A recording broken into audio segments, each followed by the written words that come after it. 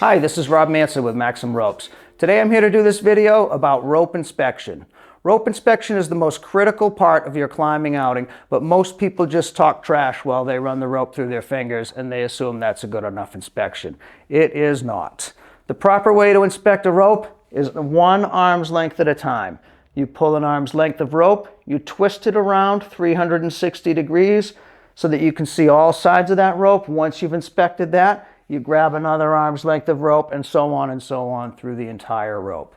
Things you are looking for are soft spots, hard spots, divots where the rope caves in, bumps where the rope pops out. Both of those indicate core damage that you can't see through the sheath. The only way to see that is to look at the hole or the bump that indicates that something's wrong with the core inside.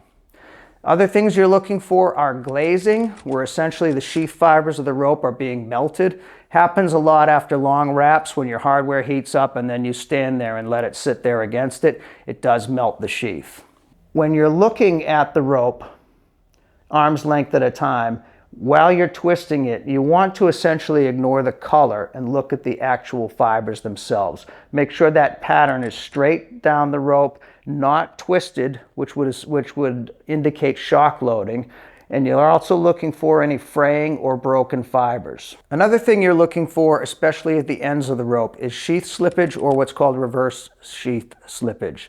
That is where the core is either coming out of the back of the rope or the sheath is extending beyond the core.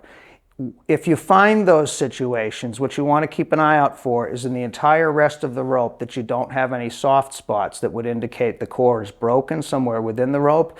Assuming you don't find those spots, what you can do is see our other video on how to fix the end of that rope, but you can essentially recut the end of that rope and melt it back together with a lighter. And there's a detailed video on how to do that, but it's perfectly safe. Why that happens is hardware essentially pinching the rope and just pulling it apart. Maxim ropes are made to prevent that, but it does occur, and it is normal as long as there is no damage within the core of the rope.